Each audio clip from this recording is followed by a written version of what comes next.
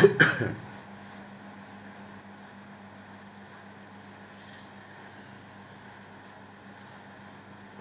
আসসালামু আলাইকুম স্টুডেন্ট।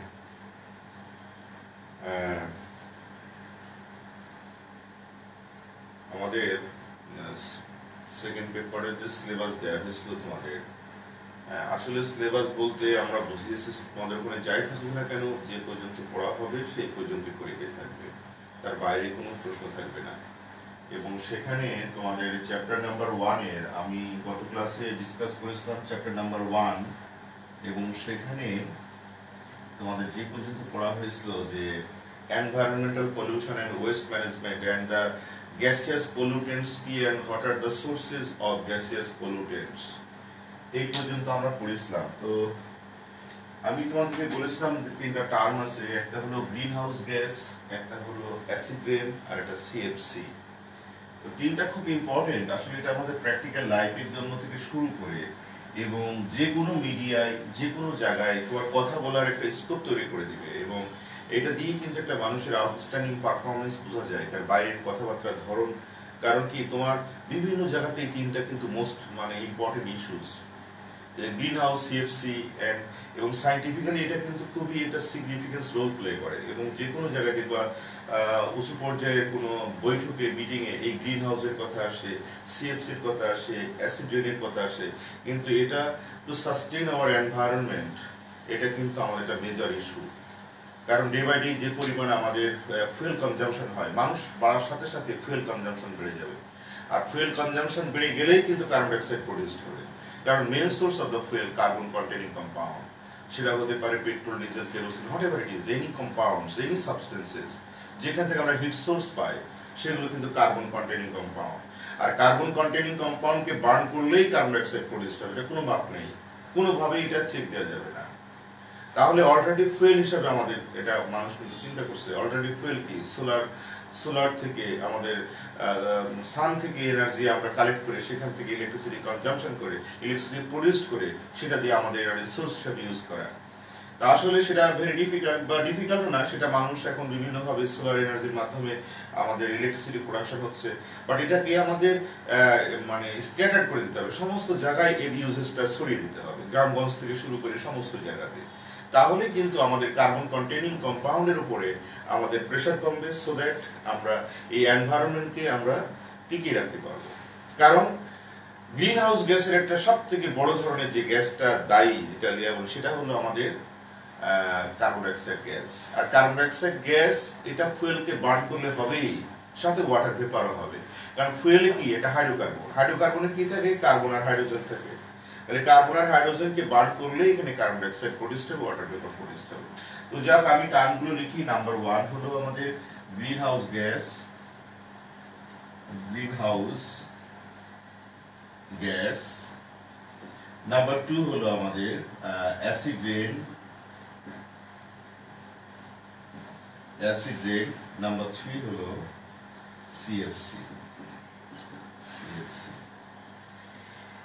এখন এই তিনটা হলো আমাদের মেজর ইস্যু আমাদের কেমিস্ট্রির জন্য, এবং আমাদের শুধু কেমিস্ট্রির জন্য, এটা জিওগ্রাফিতে যারা পড়ে তাদের এইগুলো পড়তে হয়, তারপরে এনভায়রনমেন্টাল সায়েন্স যারা পড়ে তাদেরকেও পড়তে হয়। কারণ এটা এমন একটা বিষয়, এটাকে আমাদের কিন্তু এবং সোশ্যাল সায়েন্স যারা পড়ে তাদেরকেও পড়তে হয়, এবং ক্লাস 8-এর বইতে এগুলো আছে সোশ্যাল সায়েন্সে। এনিওয়ে, তো আমাদের কিন্তু ওদের যেটা লেখার আমাদের লেখার মধ্যে অনেক ডিফারেন্স থাকতে হবে। ওদের লেখার সাথে শুধুমাত্র ডেসক্রাইব করা, বাট আমাদের গ্রিন হাউস গ্যাসগুলো কি, কিভাবে হয়, ওরা যেভাবে লেখে তোমার সেইভাবে লিখলে তো হবে না। তো এনিওয়ে, প্রথমে আমি যেটা দেখি সেটা গ্রিন হাউস গ্যাস। আসলে গ্রিন হাউসটা কি, এই গ্রিন হাউস নাম দেওয়া হলো কেন? দেখো তো, এই টার্মের মধ্যে দেখা আছে গ্রিন হাউস, তার মানে আমাদের একটা হাউসের মধ্যে গ্রিন কিছু থাকলে সেটাকে আমরা বলছি গ্রিন হাউস, তাই না? এটার মিনিং কি? Green house gas. গ্যাসটা বাদ দাও, গ্রিন হাউস কি? গ্রিন হাউস মানে হলো একটা হাউসের মধ্যে গ্রিন কিছু থাকবে।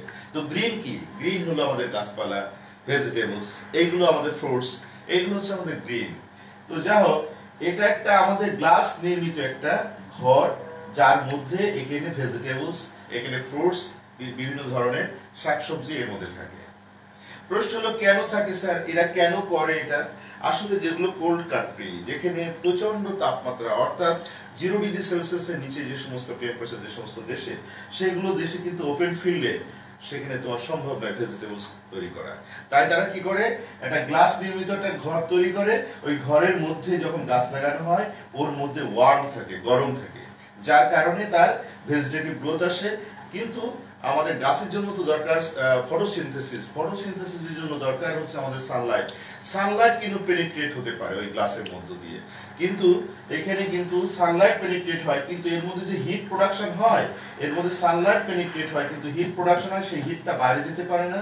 অ্যাজ এ রেজাল্ট এই রুমের মধ্যে অনেক গরম থাকে, সো দ্যাট এই প্লান্টসগুলো তাদের ফটোসিনথেসিস প্রসেসে তারা ফুড তৈরি করে এটা কিন্তু তার এটা করতে পারে। তো এইটাই হলো আমাদের কনসেপ্ট অফ গ্রিন হাউস।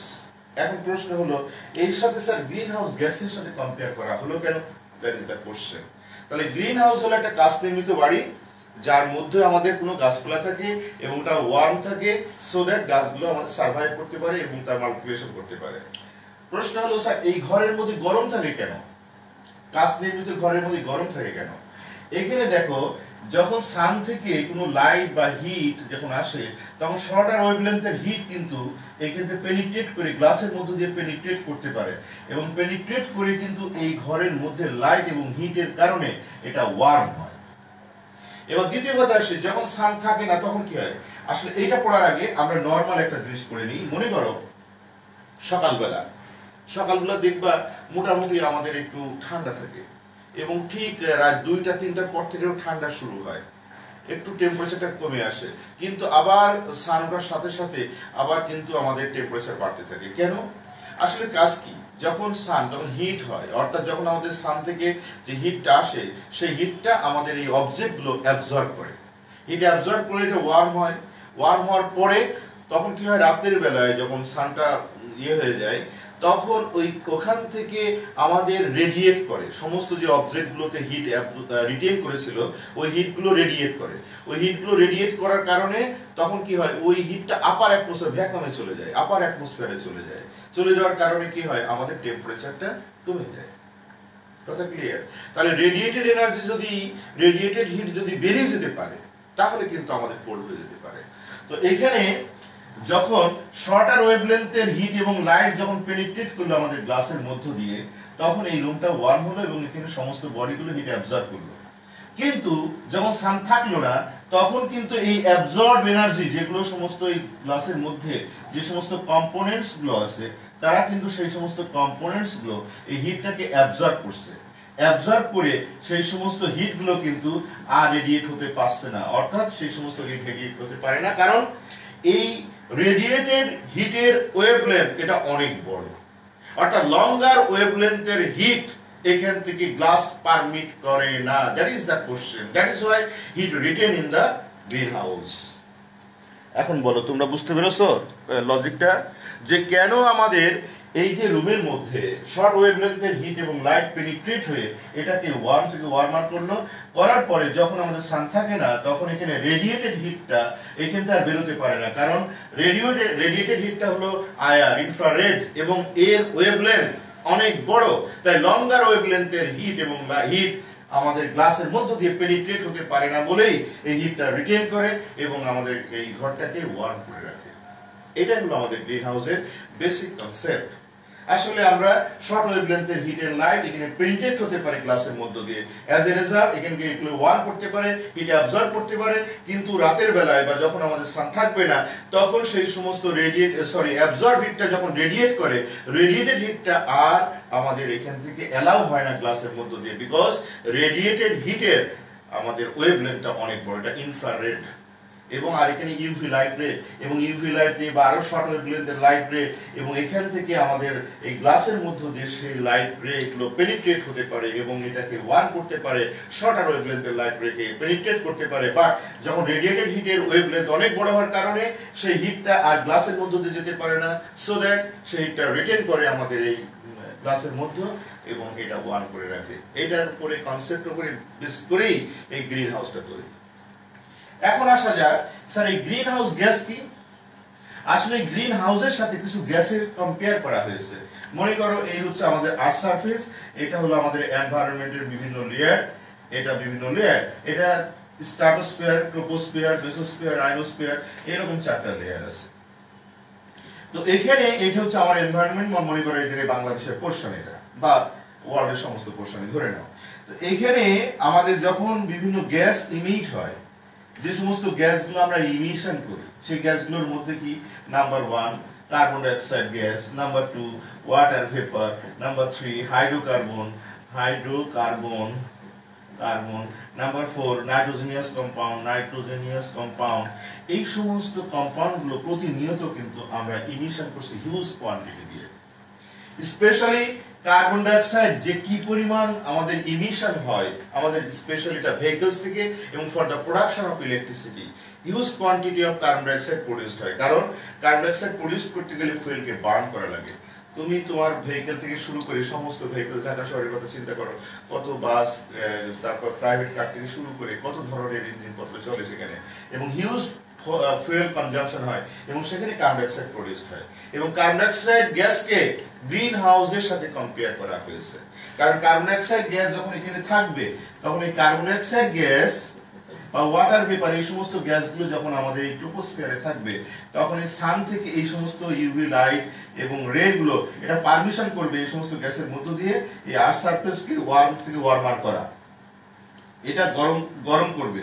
গরম করার পরে এটাকে অ্যাবজর্ব করবে, এই হিট এবং লাইটটা অ্যাবজর্ব করবে, এবং এই সানলাইট রে গুলো পেনিট্রেট হবে থ্রু দা অ্যাটমসফিয়ার, এবং ফাইনালি আমাদের আর্থ সারফেসের আর্থ ক্রাস্টকে এবং বিভিন্ন অবজেক্টকে এসে আমাদের গরম করে দিবে, এটা অ্যাবজর্ব করবে হিট। যখন রাতের বেলা এই সানটা থাকবে না, তখন কি হবে, তখন এই সমস্ত অবজেক্টগুলো সেই অ্যাবজর্ব হিটটা তখন রেডিয়েট করা শুরু করবে, কিন্তু এই যে এখানে আছে carbon dioxide gas, water vapour, hydrocarbon, এরা গ্রিন হাউসের সাথে কম্পেয়ার করা হয়েছে।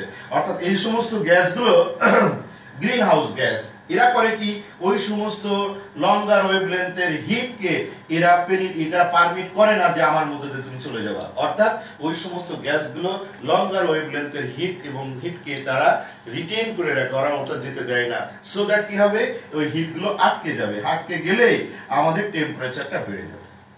আর টেম্পারেচার বেড়ে গেলেই যে সমস্ত ঘটনা ঘটবে সেটা আমি একটু পরেই আসি, যে আসলে টেম্পারেচার বেড়ে গেলে কি হয়। তুমি জানো ডে বাই ডে টেম্পারেচার বাড়ছে, আমাদের জীবন ধারণের জন্য তো অসহ্য মনে হতে পারে সামটাইমস, যে very difficult to survive, because যে বেশি গরম লাগলে, মনে করো শীতকালে একটু মজা লাগে, বা একটু শীত কম বা একটু গরম, এই সময়টা আমাদের খুব ভালো লাগে, কিন্তু বেশি গরম হলে আমাদের সহ্য করা যায় না, তখন এসি ছাড়ি বা রুমের মধ্যে থাকার চেষ্টা করি। সো এখানে এভারেজ টেম্পারেচার বেড়ে গেলে শুধু আমাদের এইটার একটা বড় বিষয় না, গরমটা সহ্য করা যাবে বিভিন্নভাবে, কিন্তু যদি আমাদের পা রাখার মাটি যদি না থাকে তাহলে আমরা কিভাবে সার্ভাইভ করবো। এবং একটা মেজর প্রবলেম হলো, যদি গ্রিন হাউস গ্যাস বেড়ে যাওয়ার কারণে যদি আমাদের এভারেজ টেম্পারেচার বেড়ে যায় 1.5 থেকে 2 ডিগ্রি সেলসিয়াস টেম্পারেচার, তাহলে আমি গত ক্লাসে বলেছিলাম সায়েন্টিস্টের ধারণা নর্থ পোল এবং সাউথ পোলের যে ইয়েগুলো আছে, আইস পোলগুলো আছে, এটা মেল্ট হবে। মেল্ট হলে যে সমস্ত লোল্যান্ড এরিয়াগুলো আছে, যেমন মিশর, তারপরে এদিকে মালয়েশিয়া, কি বলে মালদ্বীপ, ইন্ডিয়ান কিছু পার্ট, বাংলাদেশের লোয়ার পার্টগুলো, অর্থাৎ এই নিচের পার্টগুলো, এগুলো সব ইনআন্ডেটেড হয়ে যাবে, অর্থাৎ সাগরের নিচে চলে যাবে। তো তখন আমরা থাকবো কোথায়?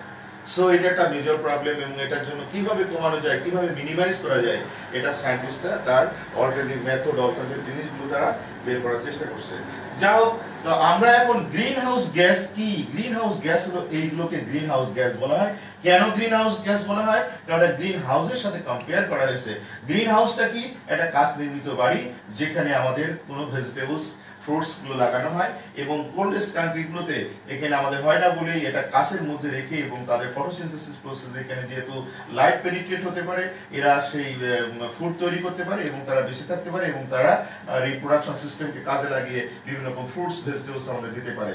তো এটা, এবং এখানে এই গ্রিন হাউসের ইয়েটা কি, মেকানিজমটা হলো, এরা শর্টার ওয়েভলেন্থের হিট এবং লাইটকে পেনিট্রেট করে এটাকে ওয়ার্ম করে, কিন্তু লঙ্গার ওয়েভলেন্থের এই যে দেখিস এটা পারে না।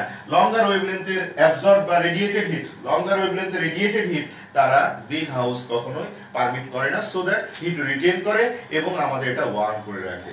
ঠিক এক্স্যাক্টলি এই গ্রিন হাউসের সাথে আমাদের এই গ্যাসগুলোকে কম্পেয়ার করা হয়েছে, অর্থাৎ দিস গ্যাসেস যখন আমাদের ট্রোপোস্ফিয়ারে থাকবে, এই সমস্ত গ্যাসগুলোকে গ্রিন হাউসের সাথে কম্পেয়ার করা হয়েছে, বিকজ এই সমস্ত গ্যাসগুলো আমাদের স্থান থেকে যে সমস্ত ইউভি লাইট এবং শর্টার ওয়েভলেন্থের হিট অ্যান্ড লাইটকে পেনিট্রেট করে এবং করে আমাদের আর্থ সারফেসের সলিড কাস্টকে তারা ওয়ার্ম করে রাখে এবং এটা হিট অ্যাবজর্ব করে। রাতের বেলা কি করে, যখন এটা রেডিয়েট করে হিট, সেই হিটটা লঙ্গার ওয়েভলেন্থের হিট এবং সেই হিটটাকে এরা পেনিট্রেট করতে দেয় না, আপার অ্যাটমসফিয়ারে যেতে দেয় না, সো দ্যাট হিট রিটেন করে।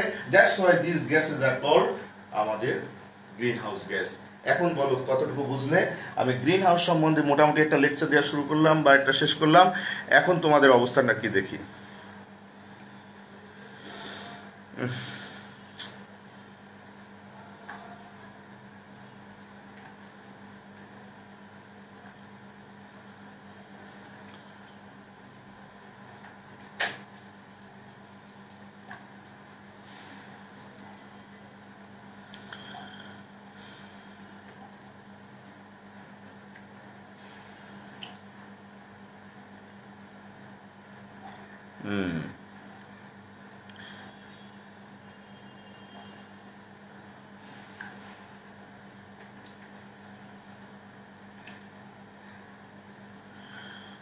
আচ্ছা, understood sir, right sir, Rahman, clear sir, understood sir, clear sir.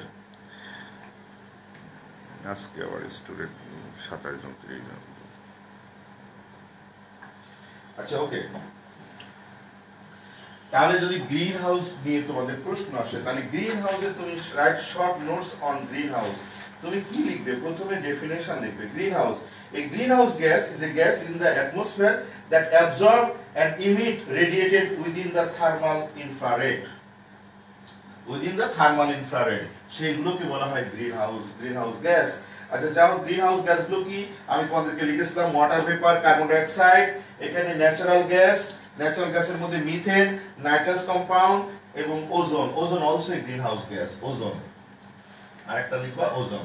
এইগুলো হচ্ছে গ্রিন হাউস গ্যাস। এখন আসো, হোয়াট ইজ গ্রিন হাউস, এটা তোমাদেরকে আমি বলেছি। নেক্সট হলো আমাদের গ্রিন হাউস গ্যাসের ইফেক্ট কি, অ্যাডভার্স ইফেক্ট কি।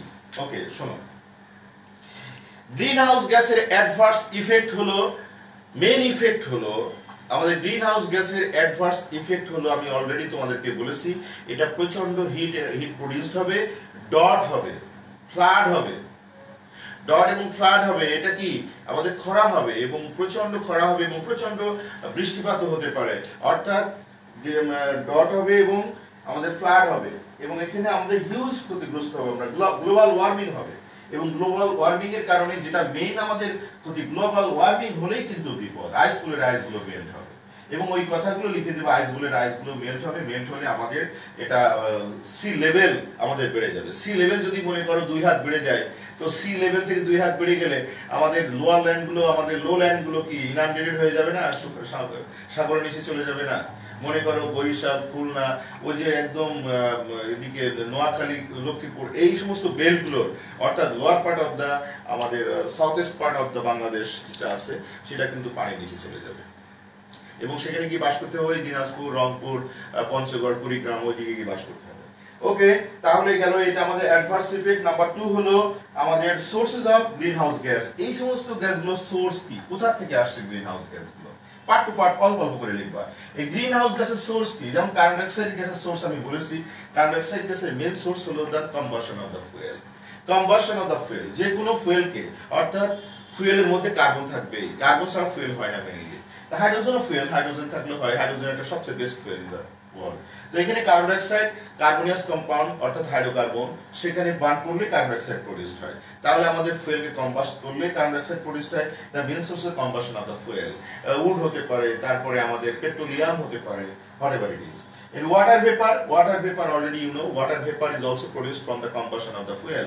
কারণ hydrocarbon contains carbon and hydrogen, and so when combusted with oxygen, then both carbon and hydrogen is combusted to form carbon dioxide and water vapor. Like carbon, methane, say for example methane is a hydrocarbon which contains carbon and hydrogen. When combusted, it is a fuel. আমরা use করি আমাদের ইয়েতে, কিচেনে use করি আমরা রান্না বান্নার জন্য। তো যখন এটা হয়, বা গাড়িতে আমরা ন্যাচারাল গ্যাস ইউজ করি আমাদের ফুয়েল হিসাবে, তো যখন কম্বাশন হয়, both carbon and hydrogen is combusted by oxygen to produce two different gases, carbon dioxide and water vapor also. And these two gases are very much harmful for environment. এবং carbon dioxide এটা আমাদের green house gas, and water is also green house gas. এবং water vapour কিন্তু দেখবা একটা জিনিস খেয়াল করবা, যখন এয়ারে এই যে কিছুদিন আগে অনেক গরম লাগলো, এখন একটু আজকে একটু ঠান্ডা, যখনই এয়ারে আমাদের ওয়াটার ভেপারের পরিমাণ বেড়ে যাবে তখনই দেখবে আমার অসহ্য গরম লাগে। তখন কি হয় জানো, তখন রেন হয়, ওয়াটার ভেপারটা রেনে কনভার্ট হয়। এবং যখন দেখবে ড্রাই এয়ার থাকে, হিট প্রচুর, গরম লাগে না, সোয়েটিং হয় না, কিন্তু প্রচন্ড গা পুড়ে যায়, অর্থাৎ হিট মনে হয় বেশি কিন্তু সোয়েটিং হয় না, অন্য অসহ্য রকম একটা জিনিস মনে হয় না। কারণ তখন বুঝে নিতে হবে এয়ারে ময়েশ্চারটা খুব কম, অর্থাৎ ওয়াটার ভেপারটা কম। যেটা হয় সাধারণত আমাদের মার্চ মাসের দিকে হয়, মার্চ এপ্রিলের দিকে হয়, কিন্তু জুলাই সেপ্টেম্বর জুলাই আগস্টের দিকে প্রচুর পরিমাণে ওয়াটার ভেপার থাকে, এই জন্য এটা একটু রিটেন করে। তো যা হোক, তাহলে আমাদের main source of carbon dioxide is a combustion of fuel and water is also a source of the combustion of fuel. And এখানে হাইড্রোকার্বনস হলো আমাদের কোনগুলো, হাইড্রোকার্বনস হলো আমাদের মেইন সোর্স কোথা থেকে, যে আমাদের মাইন থেকে, যেখানে হাইড্রোকার্বনস অর্থাৎ যেখানে পেট্রোলিয়ামের খনি আছে, মাইন আছে, সেখান থেকে আমাদের এটা স্ক্যাটার হতে পারে। তারপরে আমরা যেখানে লিকেজ হতে পারে, বিশেষ করে আমাদের ফিলিং স্টেশনগুলো থেকে এটা লিকেজ হতে পারে, এই সমস্ত জায়গা থেকে হাইড্রোকার্বনসগুলো এখান থেকে চলে আসতে পারে। নাইট্রোজেনাস কম্পাউন্ডসগুলো হতে পারে কি, যেমন তোমরা পড়েছো গত ক্লাসে যে আর্ক সিস্টেমে অর্থাৎ অক্সিজেন এবং নাইট্রোজেন রিঅ্যাক্ট করে কার্বনিয়াস নাইট্রোজেনাস কম্পাউন্ডস প্রডিউসড হতে পারে। So there is a different sources and there is a others different sources to produce the nitrogenous compound. So these are the greenhouse gases and the sources. Next আমরা আসি, তবে সবকিছু মনে রাখবা fuel combustion is the main source. এখন আসো আমাদের effect of greenhouse gas. Greenhouse গ্যাসের ইফেক্ট বলতে আমি তো বললামই আগে গ্রিনহাউস গ্যাসের ইফেক্ট কি। এখন এটাকে কিভাবে আমাদের মিনিমাইজ করা যায়, গ্রিনহাউস গ্যাসকে কিভাবে আমরা মিনিমাইজ করতে পারি, এবং সেটাই আমাদের দেখার বিষয়। গ্রিনহাউস গ্যাসকে কিভাবে হাউ টু কন্ট্রোল। তাহলে গ্রিনহাউস গ্যাসগুলো কোথা থেকে আসে এটা আমাদেরকে প্রথম চিন্তা করতে হবে। গ্রিনহাউস গ্যাসগুলো আসে মেইনলি আমাদের ফুয়েল কম্বাসন, অর্থাৎ কম্বাসন অফ ফুয়েল। এই ফুয়েলকে কম্বাস্ট করতে গেলে আমাদের তো করতেই হবে, আদারওয়াইজ তুমি তোমার বাসা থেকে স্কুলে যাবে, তোমার গাড়ি চালাতে হবে, তোমার বাসে চড়তে হবে। সো তোমার এই ফুয়েল কম্বাসন খেতে গেলে রান্না করতে হবে, রান্না করতে গেলে হিট দরকার, হিট হলে আমাদের হয় করতে হবে কি মিথেন গ্যাসকে বার্ন করতে হবে। সো এটা তো আমাদের আষ্টে পৃষ্ঠে ধরে আছে, তো এটার কি অল্টারনেটিভ কোনো সোর্স নেই? হ্যাঁ, ডেফিনেটলি আমরা বড় হচ্ছে, আমাদের অল্টারনেটিভ সোর্স খুঁজে বের করতে হবে, যেন ফুয়েলকে কম্বাস্ট করা না লাগে, কার্বোজেনিয়াস কম্পাউন্ডকে কম্বাস্ট করা না লাগে। তাহলে কিন্তু এনভায়রনমেন্টকে সেভ করা যাবে গ্রিন হাউস গ্যাস থেকে, যাতে করে এভারেজ টেম্পারেচার গ্লোবাল ওয়ার্মিং যেন না হয় এবং এভারেজ টেম্পারেচার যেন বেড়ে না যায়। তাহলে অল্টারনেটিভ সোর্সের মধ্যে main source of the energy হলো সান। এই সানকে কাজে লাগিয়ে আমাদের ডিফারেন্ট টাইপ, তোমার বাসার সামনে একটা সোলার এনার্জি তুমি একটা করো, করে ওখান থেকে ইলেকট্রিসিটি প্রোডাকশন হয়, সেটাকে তুমি বাসা তোমার ইলেকট্রিসিটি যত কিছু ইলেকট্রিসিটি আছে তুমি এখান থেকে ইউজ করো। এবং মনে রাখবে, টু প্রডিউস ইলেকট্রিসিটি বাংলাদেশে 43% আমাদের মিথেন গ্যাস কনজাম্পশন হয়। Can you imagine? 43% methane gas is used for the production of electricity in Bangladesh. বাংলাদেশে আমাদের 43% মিথেন গ্যাস, যেটা ন্যাচারাল গ্যাসের কথা বলি, সেটা কিন্তু ইউজ করা হয়। কিন্তু আমরা জানি যে রান্না বান্নার কাজেই মনে সব থেকে বেশি ইউজ করা হয়। এটা কতটুকু ইউজ করা হয়? 5% মাত্র বা 3% মাত্র। বাট এখানে মোস্টলি ইউজ করা হয় 43% of methane gas is used in Bangladesh for the production of electricity. তাহলে এখানে ইলেকট্রিসিটি প্রোডাকশনের জন্য আমরা যদি ইলেকট্রিসিটি প্রোডাকশন যদি এই মেথডে না করি, থার্মাল প্রোডাকশন যদি আমরা না করি, তাহলে যদি আমরা অন্য প্রোডাকশন করি, যেমন সোলার এনার্জি দিয়ে যদি প্রোডাকশন করি, তাহলে এই জিনিসটা আমাদের কমে যাবে। সো ফুয়েল কম্বাসন কমতে পারে। তুমি অল্টারনেটিভ জিনিসগুলো চিন্তা করতে হবে আমাদের সবাই। তারপরে দ্বিতীয় কথা কি, যে আমাদের গাড়ি তো চালাতেই হবে, তবে লিমিটেড। আমাদের যত এখান থেকে একটু যাবো তখন আমাদের গাড়ি চালাতে হবে, যতটুকু সম্ভব আমরা ফুয়েলকে কম্বাস্ট না করি। আমাদের ফিজিক্যাল এক্সারসাইজ হলো, আমরা হেঁটে স্কুলে আসলাম, হেঁটে কলেজে গেলাম, সাইকেল কিনলাম, সাইকেল চালিয়ে আসলাম, ফিজিক্যাল এক্সারসাইজ হলো, এটা মনে হয় বেটার। এবং তোমরা দেখবা এই শুধু আমাদের দেশের মানুষেরই একটু ফিজিক্যালি কিন্তু তারা উইক, এবং দেখবা অন্যরা এই যে আমাদের ওয়েস্টার্ন কান্ট্রির মানুষগুলো দেখবা এখানে রিক্সা চলে না। আমাদের আশেপাশে যারা দেখি সবসময় হাঁটে আর হাঁটে, এবং ওদের মেদ নেই, নেই, তারা রিক্সায় চড়ে না, তারা গাড়িতে একটু কম ইউজ করে, অনেক ডিস্টেন্স হলে তারা হয়তো গাড়ি ইউজ করে। কিন্তু আমাদের এই প্র্যাকটিসগুলো গড়ে তুলতে হবে যাতে করে ফুয়েল কনজাম্পশনটা কম হয়। তো যাই হোক, মোটামুটি যদি একটা গ্রিন হাউস গ্যাস আসে, তাহলে আমার মনে হয় তোমরা এটা লিখতে পারবে গ্রিন হাউস গ্যাস নিয়ে। ওকে, এখন বলো গ্রিন হাউস গ্যাস তোমাদের যদি পরীক্ষায় আসে সবাই লিখতে পারবা?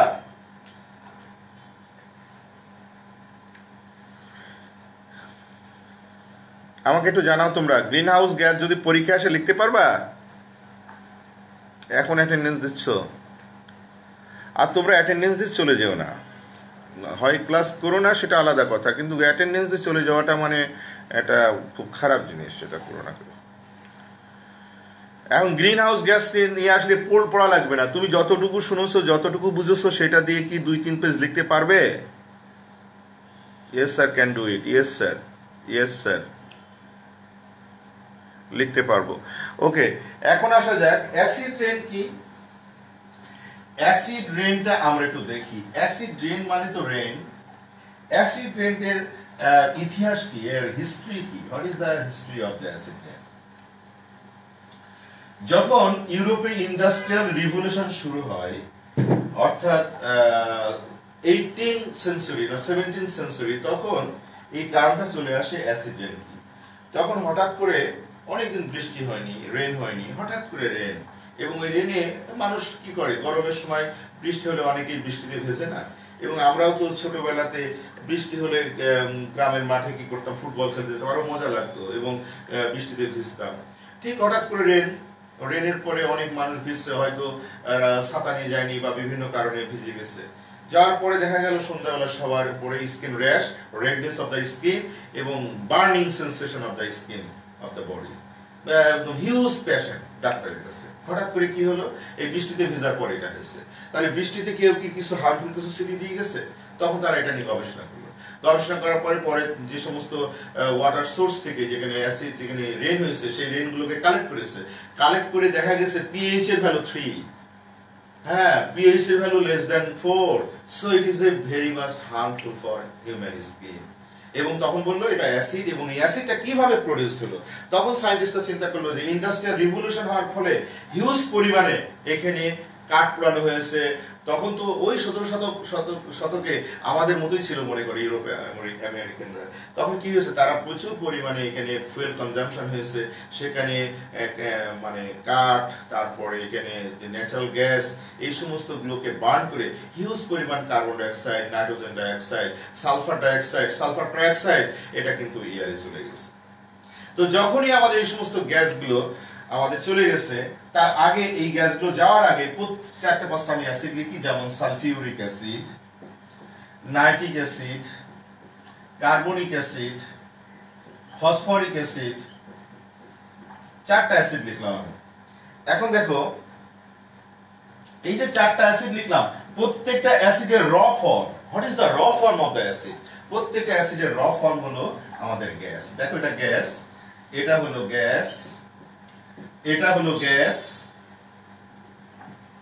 এটা হলো ফসফরাস পেন্টঅক্সাইড গ্যাস। প্রত্যেকটা অ্যাসিডের র ফর্ম হলো গ্যাস। যখন এই সমস্ত গ্যাসগুলো পানিতে অ্যাবজর্ব হয়, হয়ে তৈরি হয় সালফিউরিক অ্যাসিড। এই গ্যাসটা যদি পানির মধ্যে পাস করানো হয় তাহলে তৈরি হয় নাইট্রিক অ্যাসিড। এই গ্যাসটা যদি পানির মধ্যে পাস করানো হয় তৈরি হয় কার্বনিক অ্যাসিড। এটা যদি পানির মধ্যে অ্যাবজর্ব হয় তৈরি হবে phosphoric acid. The ultimate form of the all gases, especially sulfur trioxide, nitrogen dioxide, carbon dioxide, phosphorus pentoxide, and these gases when absorbed into water and produce acid. তাহলে আসো, এই সমস্ত গ্যাসগুলোই আমাদের responsible for the acid rain, because আমাদের এয়ারে তো water vapour আছে, এবং রেন মানেই তো ওয়াটার। এবং সেখানে কি হয়, রেন কিভাবে ফর্ম হয়, এটা কেউ জানো কিভাবে রেন ফর্ম হয়? এর বিশাল ইতিহাস। এই ইতিহাস বললে আমার 4-5টা ক্লাস লাগবে, কিভাবে হাউ রেন ইজ ফর্ম। তো আমরা ওই ছোট ক্লাসে পড়েছি যে ইভাপোরেট হয়, এটা কনডেন্স হয়, কনডেন্স হয়ে এটা আবার হয়, লিকুইড হয়, লিকুইড হয়। এটা তো 1 লাইন 2 লাইনের কোশ্চেন। কিন্তু এই যে কেন অ্যাসিড রেন হয়, যদি কখনো এনভায়রনমেন্টাল সায়েন্স নিয়ে পড়ো বা এনভায়রনমেন্টাল কেমিস্ট্রি নিয়ে পড়ো, তাহলে বুঝতে পারবা কিভাবে রেন হয়, তখন অনেক কিছু জানতে পারবা। তো আমি সংক্ষেপে বলি, এখানে এয়ারে যদি ডাস্ট পার্টিকেল না থাকে তাহলে কখনোই রেন হবে না, ক্লাউড হবে, কিন্তু কখনোই রেন হবে না যদি ডাস্ট পার্টিকেলস না থাকে। পার্টিকেলস বলা ভুল হবে, ডাস্ট পার্টিকুলেটস যদি না থাকে। ডাস্ট পার্টিকুলেটস না থাকলে, আবার পার্টিকুলেটস থাকলেই হবে না, পার্টিকুলেটস এর একটা ডেফিনিট সাইজ থাকতে হবে, তাহলেই কিন্তু রেন হবে। ক্লাউড হবে, রেন হবে না। সেটা কি? পার্টিকুলেট শব্দের অর্থ হলো parts of the particles. Parts of the particles যেটা ন্যাচারালি সিঙ্ক করবে না, সেটা কি হবে, এয়ারে ভাসবে। তখন আসলে কনডেন্স হতে গেলে আমাদের অবশ্যই একটা সলিড সারফেস দরকার লাগে। তুমি মনে করো এই যে এসি থেকে আমরা ফ্রিজ থেকে এক গ্লাস পানি আমি ঢালবো, ফ্রিজের ঠান্ডা পানি একটা গ্লাসের মধ্যে ঢালবো, যখনই গ্লাসের মধ্যে ঢালবো তখন দেখবা গ্লাসের বাইরে পানি পড়ে, তাই না? কিছুক্ষণ পরে। কারণ কি, যে বাইরের যে ওয়াটার ভেপার আছে তখন এটা ঠান্ডা জায়গায়, গ্লাস একটা সলিড সাবস্টেন্স, ওখানে বসে ঠান্ডা কনডেন্সে ওই পানিটা পড়ে। এটা কিন্তু গ্লাসের ভিতরের পানি কিন্তু পড়ে না, বাইরের যে ওয়াটার ভেপার আছে ওই ওয়াটার ভেপারটা গ্লাসের গায়ে এসে কনডেন্স হয়ে ওইগুলো লিকুইড ফর্ম করে। এই ওয়াটার কিন্তু বাইরের ওয়াটার ভেপারকে কনডেন্সড ওয়াটার, বাট ভিতরে যে ওয়াটার ঢালছে ওই ওয়াটারটাকে উপর থেকে পড়ে নিচে যায়নি, বা ওয়াটারের পোর্স দিয়ে, গ্লাসের পোর্স দিয়ে কিন্তু বেরিয়ে যায়নি।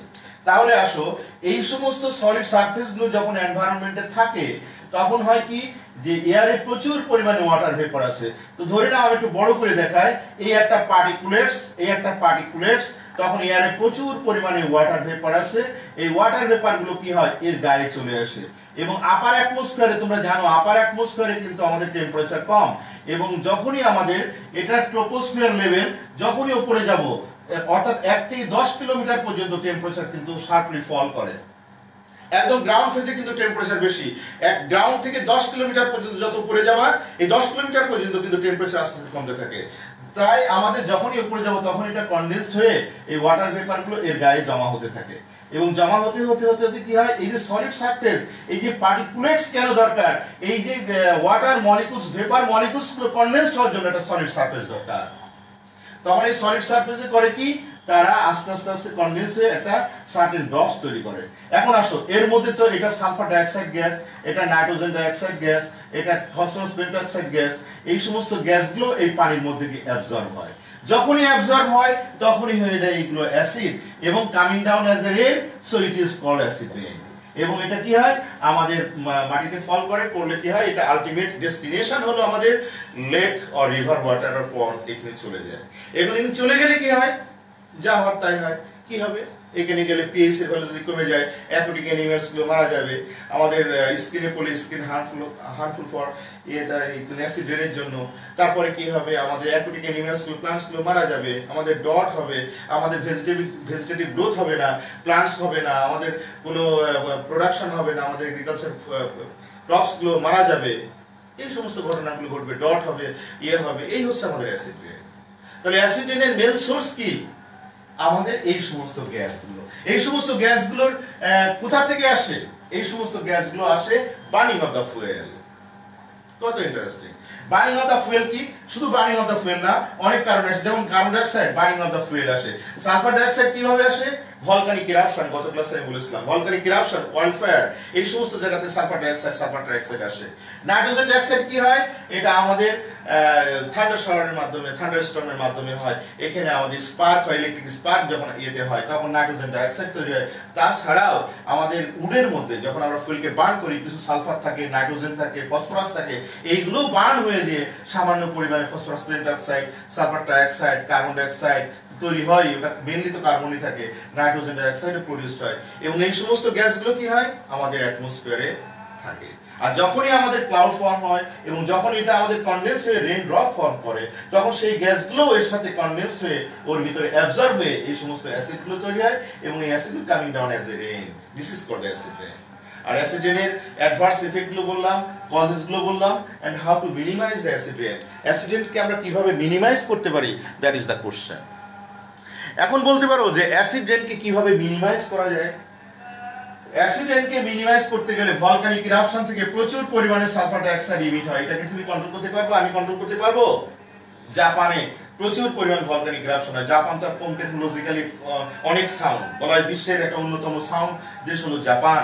তারা যখন কন্ট্রোল করতে পারে না, ন্যাচারাল ডিজাস্টার, এটা কন্ট্রোল করা সম্ভব নয়, নাম্বার ওয়ান। সো এটা ইমিট হবেই, তার মানে সালফিউরিক অ্যাসিড অ্যাসিড রেনের মধ্যে থাকবে। ওকে, কোনটাকে আমরা কন্ট্রোল করতে পারি, এই যে কার্বন ডাইঅক্সাইড, এই ফসফরাস পেন্টঅক্সাইড, নাইট্রোজেন ডাইঅক্সাইডকে আমরা সামটাইমস কন্ট্রোল করতে পারবো না। তবে হ্যাঁ, যেগুলো ম্যান মেড সেগুলোকে আমরা কন্ট্রোল করতে পারবো। যেমন ফুয়েলকে কম্বাস্ট করলে ফুয়েলের মধ্যে নাইট্রোজেন থাকে, ফসফরাস থাকে, ফুয়েলকে আমরা কোন কনজাম্পশন করি, অর্থাৎ এটাকে কম পরিমাণ বার্ন করি, তাহলে কিন্তু আমাদের এই সমস্ত গ্যাসগুলো ইমিশনটা কম হবে, সো দ্যাট এই সমস্ত অ্যাসিডগুলো আমাদের ইমিশনটা কম হবে, মানে তৈরি হবে না। তাই আমরা কি করব, এনভায়রনমেন্টকে অ্যাসিড রেন থেকে মুক্ত রাখতে পারবো। তবে হ্যাঁ, কিছু না কিছু থাকবে। আর সবচেয়ে বড় কথা, কিছু যদি আমাদের গ্যাসগুলো তৈরি হয়েই থাকে এবং ওয়াটারের মধ্যে যদি অ্যাবজর্ব হয়ে অ্যাসিড রেন তৈরি হয়, তাতে কোনো প্রবলেম নাই। কারণ তোমরা জানো পিএইচ স্কেল হলো 0 to 14, 0 থেকে 14, এখানে হলো 7 হলো নিউট্রাল। যদি আমাদের পিএইচ এর ভ্যালু 4.5 থেকে যদি 7 এর মধ্যে থাকে, এটার জন্য কোনো হার্মফুল না, এটা হার্মফুল না। বরং এটা আমাদের কিছু কিছু ক্ষেত্রে এগ্রিকালচার ইয়েগুলোতে, যেগুলো ফ্রুটস জোনের ক্ষেত্রে এটা ভেরি মাচ ইম্পর্টেন্ট। পিএইচ এর ভ্যালু 5 to 6, পিএইচ এর value 5 to 6 very much important for the fruits zone. এবং ওখানে ফ্রুটসে দেখবা, ফ্রুটসে কিন্তু কন্টেন্ট অ্যাসিড, এবং ওই সমস্ত সয়েলে অ্যাসিডিক সয়েল হলে ফ্রুটস প্রোডাকশনটা ভালো হয়।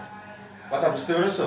কিন্তু যদি এক্সেসিভ ফুয়েলকে বার্ন করা হয় এবং হিউজ বার্ন করলে যদি কনডেন্স অর্থাৎ গ্যাসিয়াস সাবস্টেন্সের এই সমস্ত গ্যাসিয়াস সাবস্টেন্সের কনডেনসেশন যদি অনেক বেড়ে যায়, তাহলেই কিন্তু আমাদের পিএইচ এর ভ্যালুটা সার্টেনলি ফল করবে এবং লেস দ্যান 4 অর 3 তে চলে আসবে। তখন যদি সেই রেন হয়, সেই রেনটা কিন্তু ভেরি মাচ ডেঞ্জারাস, সেই অ্যাসিড রেনটা কিন্তু ভেরি মাচ ডেঞ্জারাস। বাট সামান্য পরিমাণ থাকলে এটা কোনো প্রবলেম নাই। ওকে, তাহলে অ্যাসিড রেন কি এবং অ্যাসিড রেনের যে কজগুলো কি, কজগুলো বললাম। অ্যাসিড রেনের যে অ্যাডভার্স ইফেক্ট কি, অ্যাসিড রেনের অ্যাডভার্স ইফেক্ট বললাম। এবং অ্যাসিড রেন কিভাবে মিনিমাইজ করা যায়, সেই মিনিমাইজের কথা তো তোমাদেরকে বললাম। মেইন কজ হলো যেটাই কজ, সেখানে সেটাকে ব্লক করার জন্য আমাদের কোনো এটা স্টেপ আছে কিনা, সেই স্টেপগুলো আমাদেরকে ভালো করে জানতে হবে। যে যেখানে কজ, যেখান থেকে এই সমস্ত গ্যাসগুলো ইমিশন হচ্ছে, সেই সমস্ত জায়গাগুলোকে ব্লক করে দেওয়া। এবং যদি ব্লক করতে না পারে, তাহলে অল্টারনেটিভ সোর্স ইউজ করা, যাতে করে এইগুলো আমাদের থেকে মুক্ত থাকতে পারে। এটা হলো আমাদের প্রিন্সিপাল। তো যা আমরা গ্রিন হাউস গ্যাস কি, অ্যাসিড রেন কি, এটা পড়লাম। এখন আসো সিএফসি কি, the last part, CFC.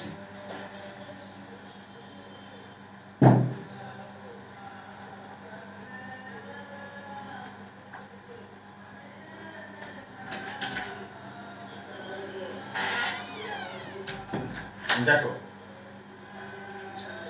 CFC, C মানে ক্লোরোফ্লোরোকার্বন। এটা CFC মানে ক্লোরোফ্লোরোকার্বন। যেমন এই সিএফসি, দুটো সিএফসি লিখি, দুটো সিএফসি গ্যাসের মধ্যে একটা হলো ফ্রিয়ন 11, ফ্রিয়ন 11। ফ্রিয়ন 11টা কি? ফ্রিয়ন 11 হচ্ছে CFCl3, CFCl3। আর ফ্রিয়ন 12টা কি? ফ্রিয়ন 12, এটা হলো CF2Cl2। এটার কেমিক্যাল নাম কি? এটার কেমিক্যাল কার্বন। এটা কি দেখো, মিথেন থেকে এসেছে। মিথেনের 4টা হাইড্রোজেনের মধ্যে 3টা হাইড্রোজেন ক্লোরিন দ্বারা রিপ্লেসড হয়েছে আর একটা হাইড্রোজেন ফ্লোরিন দ্বারা রিপ্লেসড হয়েছে। তাহলে আমরা বলতে পারি না ট্রাইক্লোরোফ্লোরোমিথেন, ট্রাইক্লোরোফ্লোরোমিথেন, এটা ট্রাইক্লোরোফ্লোরোমিথেন বলতে পারি। আর এটা কি? ডাইফ্লোরোমিথেন। এটা কেমিক্যাল নেম, এটা ফ্রিয়ন 11, এটা ফ্রিয়ন 12। সো এটা হচ্ছে আমাদের কেমিক্যাল নেম। এখন দেখো, এটা মিথেনের ডেরিভেটিভস বলা হয়। কি বলা হয়? মিথেনের ডেরিভেটিভস। অর্থাৎ মিথেনের হাইড্রোজেনগুলো রিপ্লেস হয়েছে হ্যালোজেন দিয়ে। এবং হ্যালোজেন কোন ধরনের হ্যালোজেন? সেখানে ফ্লোরিন এবং ক্লোরিন। যেমন আমরা ফ্রিয়ন 11 কে বলতে পারি ট্রাইক্লোরোফ্লোরোমিথেন। অর্থাৎ মিথেনের 4টা হাইড্রোজেন মধ্যে 3টা হাইড্রোজেন ক্লোরিন দিয়ে, একটা হাইড্রোজেন ফ্লোরিন দিয়ে রিপ্লেস হয়ে আমাদের তৈরি হয়েছে ট্রাইক্লোরোফ্লোরোমিথেন। আর এখানে মিথেনের 4টা হাইড্রোজেনের মধ্যে 2টা হাইড্রোজেন ক্লোরিন দিয়ে, 2টা হাইড্রোজেন ফ্লোরিন দিয়ে রিপ্লেস হয়ে তৈরি হয়েছে ডাইফ্লোরোমিথেন। তাহলে এই হলো সিএফসি। যদি বলা হয় হোয়াট ইজ সিএফসি, এটা হলো সিএফসি। এখন আসো, সিএফসি কোথায় ইউজ করা হয়, আমরা কেন ইউজ করি? সবথেকে বড় কথা, যখন সিএফসি আবিষ্কার হয় তখন পৃথিবীতে কিন্তু একটা সাড়া জাগিয়েছিল। যেমন কম্পিউটার যখন আবিষ্কার হয়, তখন কম্পিউটার একটা বিশাল একটা অ্যাডভান্টেজ নিয়ে যখন পৃথিবীতে এসেছে। এই সিএফসি একটা গ্যাস যখন আবিষ্কার হয়, তখন কিন্তু পৃথিবী তোলপাড় হয়ে গেছিল। হেভি একটা জিনিস আবিষ্কার হয়েছে। কারণ কি? সিএফসি দিয়ে আমরা এয়ার কুলার তৈরি করতে পারি, সিএফসি দিয়ে রেফ্রিজারেটর তৈরি করতে পারি। অর্থাৎ আমাদের গরম আর লাগবে না, বাসার মধ্যে ঢুকবো এসিতে, আমাদের ঠান্ডা করে দেবে আমাদের শরীর। সো এটা কত বড় অ্যাডভান্টেজ! যারা ধনী এবং যারা প্রভাবশালী, তাদের জন্য অনেক খুশির নিউজ। এবং সমস্ত নিউজই তৈরি হয় বড় লোকদের জন্য, গরিব লোকদের জন্য, মিডল ক্লাসের জন্য কোনো নিউজ হয় না। কথা বুঝতে পেরেছো? একদম দরিদ্রদের নিয়ে আর একদম অনেক বড় লোকদের দিয়ে নিউজ হয়। যা হোক, এনিওয়ে, তো এখন আমরা একটা বিষয়টা জানি যে তখন না সারা জাগিয়ে সারা বিশ্বের তোলপাড় যে সিএফসি গ্যাস তৈরি হয়েছে। এই সিএফসি গ্যাস কি করবে? এয়ারকে ঠান্ডা করবে। আমাদের রেফ্রিজারেটরের মধ্যে ইউজ করলে আমরা অনেক ঠান্ডা জিনিস খেতে পারবো। তো তখন এটার যে অ্যাডভার্স ইফেক্টটা তারা বুঝতে পারেনি। তো এই সিএফসি গ্যাস কিছুদিন ইউজ করার পরে দেখা গেল যেটা একটা কালপ্রিট গ্যাস, এবং এটা একটা সাংঘাতিক বাজে একটা গ্যাস, এবং যেটা আমাদেরকে বাঁচিয়ে রাখার জন্য এটা মানে মেরে ফেলার জন্যই যথেষ্ট। এটা যদি আমরা যত্রতত্র ইউজ করি তাহলে কিন্তু আমরা বাঁচবো না, সরাসরি মারা যাবো। কিভাবে মারা যাব? কারণ এই সিএফসি গ্যাসগুলো যখন ইমিশন হবে, এটা তো একটা গ্যাস, যে কোনো ভাবে লিকেজ হবে, এবং লিকেজ হলে কি হবে? আলটিমেট ডেস্টিনেশন আমাদের এয়ার, অ্যাটমসফিয়ার। কারণ গ্যাসগুলো কোথায় থাকে? গ্যাসগুলো তো মাটিতে পড়ে থাকে না। হ্যাঁ, হেভিয়ার দেন এয়ার হলে থাকতে পারে মেবি, বাট মোস্টলি গ্যাসগুলো কি হয়? আমাদের অ্যাটমসফিয়ারে সাস্টেইন করে, এবং অ্যাটমসফিয়ারে যখনই থাকবে তখনই কি হবে? এই সমস্ত সিএফসি গ্যাসগুলো যে এয়ারের সেকেন্ড, তোমরা জানো যে আমাদের কয়টা লেয়ার আছে? আমাদের 4টা লেয়ার আছে। এই 4টা লেয়ারের মধ্যে এটা ট্রোপোস্ফিয়ার, এটা আমাদের কি বলা হয়? স্ট্রাটোস্ফিয়ার, এটাকে বলা হয় আয়োনোস্ফিয়ার, এটা মেসোস্ফিয়ার, আর এটা ট্রোপোস্ফিয়ার। এই স্ট্রাটোস্ফিয়ারে আমাদের ওজোন লেয়ার আছে। স্ট্রাটোস্ফিয়ারে কি আছে? ওজোন লেয়ার আছে। ওজোন লেয়ার একটা ইম্পর্টেন্ট রোল প্লে করে আমাদেরকে বাঁচিয়ে রাখার জন্য। it plays the vital role to survive us, because এই ওজোন লেয়ার যখন ইউভি লাইট, এখানে সান থেকে যখন ইউভি লাইট গুলো আসে, তখন এই ওজোন লেয়ার কি করে? ওই ইউভি লাইট কে অ্যাবজর্ব করে নেয়, নিয়ে রেস্ট অফ দ্য লাইট গুলো আমাদের আর্থে পাঠায়। কিন্তু ইউভি লাইট রেগুলো টোটালি অ্যাবজর্ব করে নেয়, সো ইউভি লাইট থেকে আমাদেরকে প্রোটেক্ট করে। ইউভি লাইট যদি চলে আসে, ওজোন লেয়ার যদি না থাকে, তাহলে কি হতো? তাহলে আমরা বাঁচতাম না। কারণ কি? UV light causes carcinogenic form and that is cancer, এবং স্কিন ক্যান্সারে মানুষ মারা যাবে। এবং সবথেকে মজার কথা হলো যে ইউভি লাইট ডিসকভার করে সে কিন্তু স্কিন ক্যান্সারে মারা গেছে। আমার সায়েন্টিস্টের নাম মনে নেই। যাও, এই ওজোন লেয়ার করে কি? ওজোন লেয়ার করে কি? সান থেকে যে ইউভি লাইট আসে, সেই ইউভি লাইট কে অ্যাবজর্ব করে নেয়, সো দ্যাট আমাদের আর্থ সারফেস কে ইউভি লাইট থেকে প্রোটেক্ট করে, সো দ্যাট আমরা ভালো করে বেঁচে থাকি। কিন্তু যদি ওজোন লেয়ারকে ডিপ্লিট করে দেয়, কোনো হার্মফুল গ্যাস যদি ওজোন লেয়ারকে ডিপ্লিট মানে ক্ষয় করে দেয়, অর্থাৎ এটাকে নষ্ট করে দেয়, ডিস্ট্রয় করে দেয়, তাহলে কিন্তু আমাদের ওজোন লেয়ার না থাকলে সরাসরি আমাদের ইউভি লাইটটা আমাদের পেনিট্রেট হবে, এবং ইউভি লাইটটা আর্থ সারফেসকে, আমাদের যে সমস্ত অ্যানিমালস আছে তাদেরকে ক্ষতিগ্রস্ত করবে, স্কিন ক্যান্সার তৈরি করে দিবে, এবং আমরা বাঁচতে পারবো না। এখন আসো, কিভাবে এই যে সিএফসি গ্যাস যদি বলা হয়, এটা কিন্তু পরীক্ষা আসে যে how to deplete CFC gas, how to deplete ozone layer by CFC gas. Ozone লেয়ারটাকে কিভাবে ডিপ্লিট করে সিএফসি গ্যাস? এখানে 4টা রিঅ্যাকশন আছে। এই রিঅ্যাকশনটা আমি লিখে দিচ্ছি, এটা পরীক্ষায় 2 মার্কসের জন্য আসে। প্লিজ এই রিঅ্যাকশন 4টা ভালো করে লেখার চেষ্টা করবা। দেখো, সিএফসি যখন ইউভি লাইট দিয়ে আমাদের কি হবে? আসবে, তখন এটা কিন্তু আল্ট্রাভায়োলেট, তখন এটা ভেঙে যাবে। সিএফসিটা ভেঙে যেয়ে এর মধ্যে ক্লোরিন আছে না, এখানে ন্যাসেন্ট ক্লোরিন প্রডিউস করবে। সিএফসিটা যখন আমাদের ইউভি লাইট আপার অ্যাটমসফিয়ারে গিয়ে সিএফসিটা যখন ইউভি লাইটের কন্ট্যাক্টে আসবে, তখন এই সিএফসিটা ভেঙে যেয়ে অ্যাটমিক অক্সিজেন, এই যে অ্যাটমিক ক্লোরিন প্রডিউস করলো। এই অ্যাটমিক ক্লোরিন করবে কি? তখন দেখো যে স্ট্র্যাটোস্ফিয়ারে যে ওজোন লেয়ার আছে, ওজোন লেয়ারের কাছে গিয়ে তাকে কি করবে? বলবে তোকে ভেঙে দেবো আমি। ভেঙে দিয়ে কি করবে? এখানে অক্সিজেন মলিকিউল তৈরি করলো, আর অ্যাটমিক অক্সিজেন তৈরি করলো। কথা ক্লিয়ার? অ্যাটমিক অক্সিজেন তৈরি করলো, এখান থেকে একটা অ্যাটমিক অক্সিজেন তৈরি হয়, আর সেই অ্যাটমিক অক্সিজেনের সাথে ক্লোরিন মিলে আমাদের তৈরি হয় এরকম জিনিস তৈরি হয়, ClO অ্যাটমিক। কারণ কি? দেখো, এটা একটু বুঝিয়ে দিই। এখান থেকে অক্সিজেন ভাঙলে কি হয়? অক্সিজেন যদি ভেঙে যায়, তাহলে অক্সিজেন প্লাস অ্যাটমিক অক্সিজেন, এটা মানে অ্যাটমিক অক্সিজেন তৈরি হয়। এই অ্যাটমিক অক্সিজেন তখন অ্যাটমিক ক্লোরিন, এর ভ্যালেন্সি 2, এর ভ্যালেন্সি 1, তাই অক্সিজেনের এটা থাকলো আমাদের, আর অক্সিজেন মলিকিউল তৈরি হলো। তাহলে আলটিমেটলি কিন্তু ওজোন লেয়ার ভেঙে গেছে। দেখো, ওজোন লেয়ার, এটা ওজোনটা কিন্তু ভেঙে গিয়ে অক্সিজেন তৈরি হয়েছে, আর এটা এরকম একটা কম্পাউন্ড, একটা রেডিক্যাল তৈরি হয়েছে। তখন এই রেডিক্যালটা করে কি? তখন আরেকটা অক্সিজেনের মলিকিউলের সাথে, এখানে আরেকটা অক্সিজেনের অ্যাটমিক অক্সিজেনের সাথে রিঅ্যাক্ট করে এখানে আমাদের আবার অক্সিজেন মলিকিউল তৈরি করে, আবার এই ক্লোরিনটা অ্যাটমিক ক্লোরিন তৈরি হয়, এবং বাই চেইন রিঅ্যাকশনে শুধু অ্যাটমিক ক্লোরিন তৈরি হওয়ার সাথে সাথে এই ওজোন লেয়ারকে এটা ভেঙে দিবে। তখন আবার ওই ওজন ওইটা কি করে, এই Cl আবার এই Cl2 এটাও আবার করে কি আরেকটা কাজ করে, এটা ওজন লেয়ারকে ভেঙে দেয়। ওজন লেয়ারকে ভেঙে দিয়ে কি করবে আমাদের এখানে তৈরি করবে ClO2 তৈরি করবে, আর এখানে তৈরি করবে অ্যাটমিক।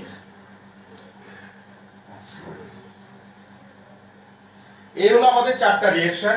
এখানে যত বেশি ClO এটাকে হার্মফুল, এটা হার্মফুল, এবং এটা যত তৈরি হবে তত, দেখো এই জিনিসটা এটাকে ভেঙে দিয়েছে ওজনকে, তারপর এই জিনিসটা এখানে ভেঙে দিয়েছে, এখানে ক্লোরিনটা ওজনকে, এইটা এই জিনিসটা আর এই জিনিসটা এই যে ওজনকে ভেঙে দিয়েছে। অর্থাৎ এইগুলো কিন্তু আমাদের চেন রিঅ্যাকশনে বারবার প্রোডিউস হতে থাকে, প্রতিটা রিঅ্যাকশনে ClO নেসে, এবং এটা হচ্ছে আমাদের এটা, আর এটা Clটা, এবং এটা আমাদের ওজন লেয়ারকে ভেঙে দেয়, সো দ্যাট আমাদের টোটাল ওজন লেয়ারটা ডিপ্লিট হয়ে যায়, ক্ষয় হয়ে যায়। এটা হলো হাউ CFC ডিপ্লিটস ওজন লেয়ার। এটা আমাদের ভালো করে পড়তে হবে। 2 মার্কস, এই চারটা রিঅ্যাকশন লিখলে 2 মার্কস হয়ে যাবে, এবং দুটোর একটা ল্যাঙ্গুয়েজ লিখতে হবে। এখন তোমাদের কতটুকু বুঝলে আমাকে একটু বলো। আমি তো তোমাদের কমেন্টস কালকে আজকে আসলে যেগুলো লেকচার বেস ক্লাস থাকে সেইগুলোতে কমেন্টস দেখার সুযোগ হয় না, বরং যেগুলো তো ম্যাথমেটিক্যাল টার্ম থাকে সেগুলো কমেন্টস দেখার সুযোগ থাকে। একটা অঙ্ক দিলাম, করলাম, বুঝিয়ে দিলাম কতটুকু বুঝলে। আর এগুলো lecture base course chapter, so এখান থেকে তোমাদের কমেন্টস দেখার কোনো আমার সুযোগ হয়নি। বাট তোমরা কতটুকু বুঝলে আমাকে একটু জানাও।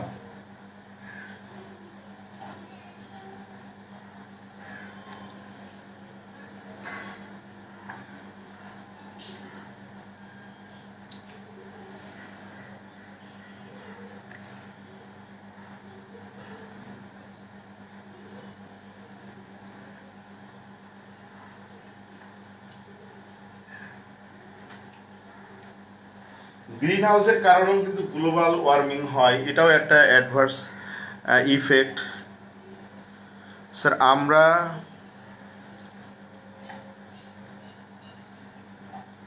আমরা মনোযোগ দিয়ে লেকচার শুনছি। Okay, thank you very much, I got it sir. আসলে বাবা এই চ্যাপ্টারটা আসলে লেকচার বেসড পার্ট, তো এখানে কোনো ম্যাথমেটিক্যাল পার্ট নেই, 2-একটা রিঅ্যাকশন আছে আমি বুঝালাম, কিন্তু লেকচারটা ভালো করে শুনলেই ক্লাসে লিখতে পারবে আশা করি। আচ্ছা, understood sir, clear sir, now 43, clear sir, clear sir.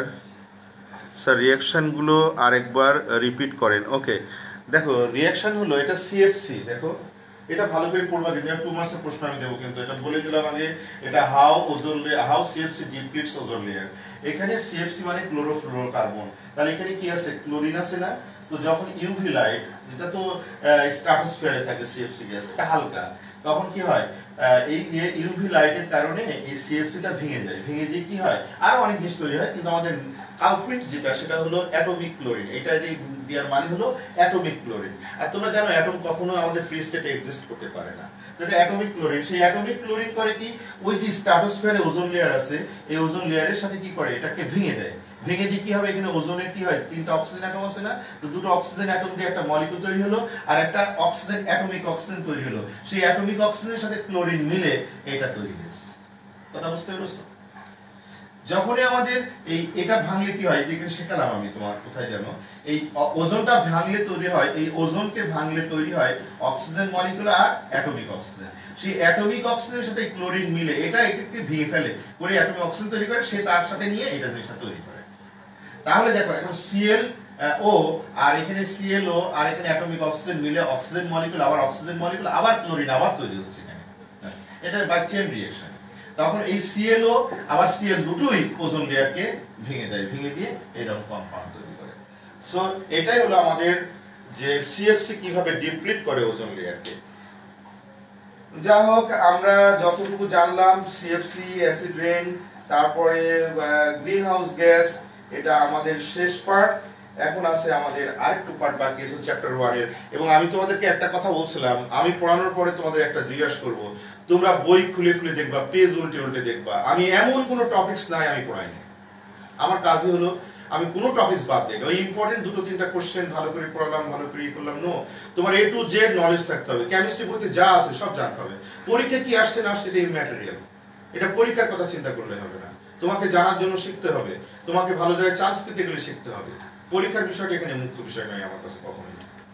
আমি পরীক্ষার বিষয়টা আমি কখনোই ইম্পর্টেন্ট মনে করি না। আমার কাছে কথা হলো একটা সাবজেক্ট তুমি শিখবা, তোমার নলেজ ডেভেলপ হবে, তুমি 5টা জায়গায় কথা বলতে পারবা, তুমি এনভায়রনমেন্টাল কেমিস্ট্রি নিয়ে কথা বলতে পারবা, তুমি বয়েস ল চার্লস ল নিয়ে কথা বলতে পারবা, এবং তোমার যে ধরনের কোশ্চেন আসবে এখানে তোমার আইডিয়া থাকবে। হ্যাঁ, তোমাকে কেউ জিজ্ঞাসা করলো, দ্যাট মিনস সেটা তো কোশ্চেন, সেটা তো তুমি আনসার দেওয়াটাই তো তোমার জানা। সো এইভাবে জানতে হবে, A to Z প্রত্যেকটা পার্ট তোমাকে জানতে হবে। তো যাক, লাস্ট পার্টে চলে এসেছি আমরা, সেটা হলো আমাদের modern concept of the acid and base. আর কি সময় আছে আর কি ক্লাস নেওয়ার মতো?